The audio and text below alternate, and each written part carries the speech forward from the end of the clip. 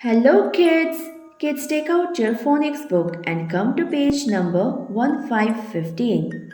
Our today's topic is long A sound. In the previous video, we have learned short A sound, ah, ah. Today we are going to learn long A sound. Children, long A has the same sound as the name of the letter A.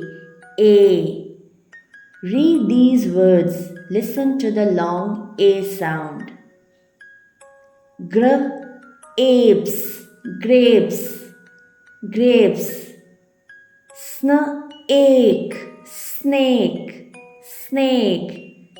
K, ache, cake, cake. Pl, eight, plate, plate. G, eight, gate.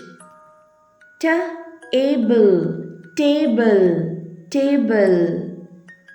So children, long A makes A sound. Long A makes A sound. So children, I hope you understood the difference between short A sound and long A sound. Short A sound, ah, ah. Long A sound, a. So children, watch the video carefully and practice reading at home, okay?